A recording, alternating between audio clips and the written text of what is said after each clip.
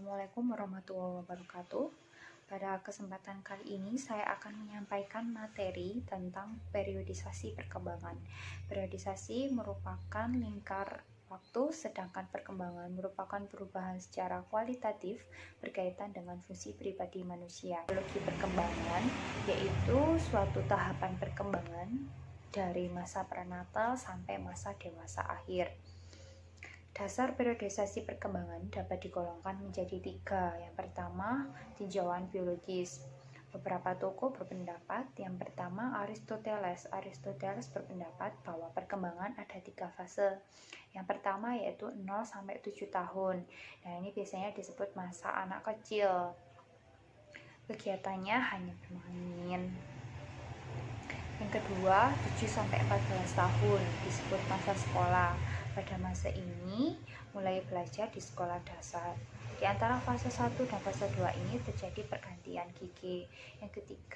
Fase yang ketiga yaitu 14 sampai 21 tahun atau masa pubertas atau masa remaja. Masa ini merupakan masa transisi dari anak menuju dewasa. Yang kedua, pendapat Grassmer. Grassmer mengemukakan pendapat bahwa perkembangan dibagi menjadi 4 fase. Yang pertama, Vulungs periode 1. Ini berlangsung pada usia 0 sampai 3 tahun, yaitu anak keadaannya pendek, gemuk, bersikap terbuka dan mudah bergaul. Yang kedua yaitu Streichung periode 1. Ini berlangsung pada usia 3 sampai 7 tahun. Kondisi badan anak langsing, sikapnya tertutup dan sulit bergaul. Yang ketiga, Vulungs periode 2. Nah, ini berlangsung pada usia 7 sampai 13 tahun. Pada fase ini, fisik anak kembali gemuk. Yang keempat, Streichung periode 2, yaitu berlangsung pada 13 sampai 20 tahun. Ini anak kembali langsing. Lalu ada pendapat dari Sigmund Freud. Nah, ini mengemukakan pendapat bahwa pada fase ini kepekaan bagian tubuh terhadap rangsang. Ada beberapa fase yang dikemukakan oleh tokoh tersebut. Yang pertama, fase oral 0 sampai 1 tahun. Mulut merupakan sentral pokok keaktifan yang dinamis. Yang kedua, anal. Ini berlangsung sampai usia 1 sampai 3 tahun. Yang ketiga, valis, itu usia 3 sampai 5 tahun. Alat kelamin merupakan organ paling berasa. Yang keempat, laten, 5 sampai 12 tahun atau 5 sampai 13 tahun. Nah, ini plus pada posisi yang tertekan. Yang berikutnya yaitu puber. Puber terjadi pada usia 12 sampai 20 tahun. Nah, ini mengalami kematangan. Terakhir yaitu genital. Genital terjadi pada usia lebih dari 20 tahun. Ini adalah awal dewasa. Nah, tinjauan kedua yaitu didaktif. Pada dasar didaktif ini, metode yang paling efektif untuk diterapkan dalam mendidik anak pada masa tertentu. Ada beberapa tokoh juga yang berpendapat. Yang pertama, Johann Amos. Nah, ini berpendapat ada beberapa fase perkembangan. Yang pertama, 0 sampai 6 tahun, sekolah materna atau ibu. Ini anak mulai mengembangkan organ tubuh dan indera di bawah asuhan ibu dan keluarga. Fase yang kedua yaitu sekolah vermakula atau sekolah bahasa ibu. Ini berlangsung pada usia 6 sampai 12 tahun. Nah, ini anak mulai mengembangkan pikiran, ingatan, perasaan di sekolah menggunakan bahasa daerah atau bahasa ibu. Yang ketiga yaitu sekolah Latina, berlangsung pada usia 12 sampai 18 tahun atau sekolah bahasa Latin. Nah, anak mulai mengembangkan potensi intelektual di bahasa asing. Yang keempat yaitu akademika atau akademik, berlangsung pada usia 18 sampai 24 tahun. Nah, ini termasuk lanjutan.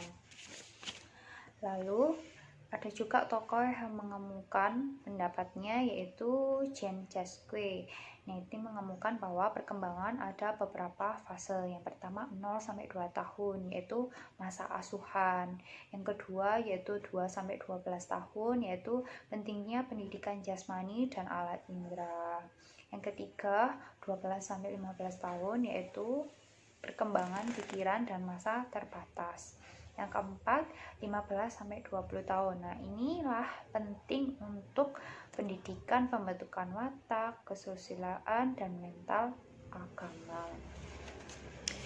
Dasar perkembangan yang ketiga ada psikologis. Nah, ini berorientasi pada sudut pandang psikologis. Tokoh utama pada tahap ini yaitu Oswald Krauss. Nah, perkembangan berjalan induktif, mengalami kegonjangan.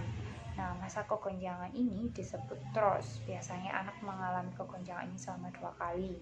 Ada beberapa fase, yaitu yang pertama 0-3 tahun atau 0-4 tahun. Ini masa analisis awal.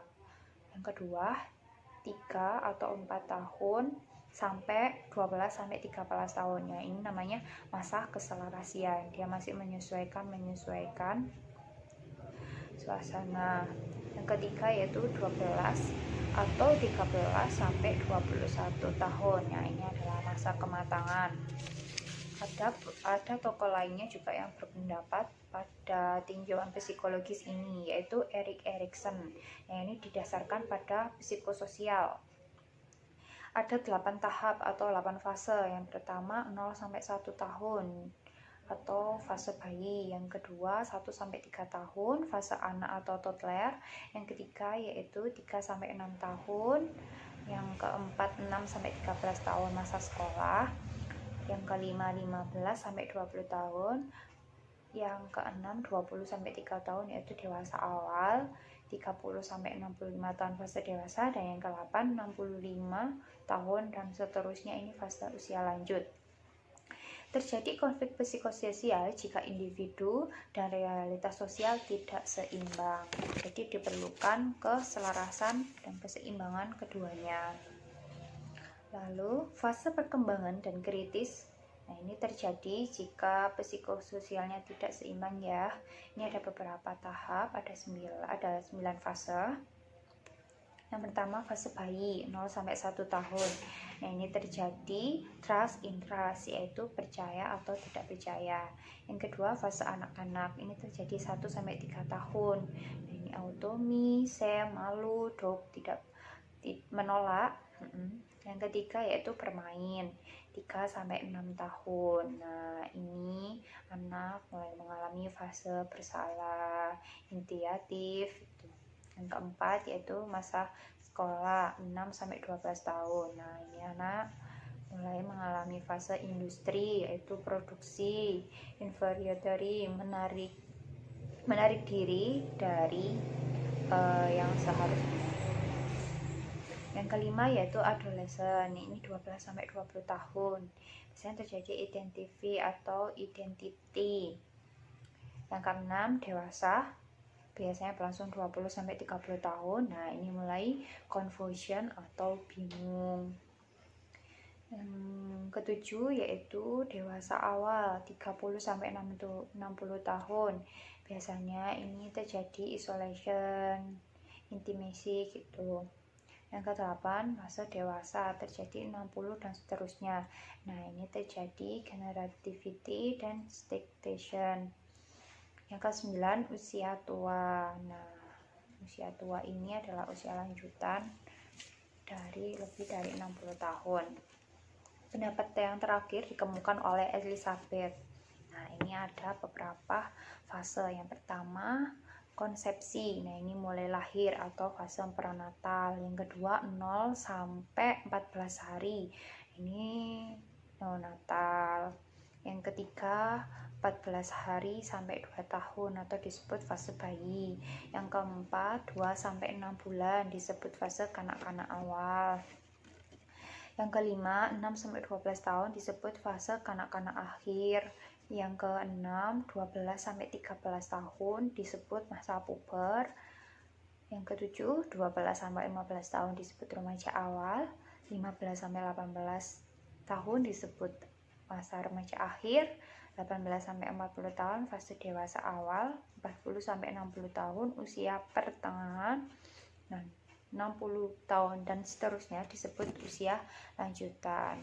berikut merupakan periodisasi perkembangan. Jadi kesimpulannya, perkembangan seseorang individu itu tidak berlangsung begitu saja. Semua melalui sebuah tahapan atau fase-fase perkembangan yang berjalan maju. Sekian penyampaian materi dasar dari saya. Terima kasih. Selamat sore. Wassalamualaikum warahmatullahi wabarakatuh.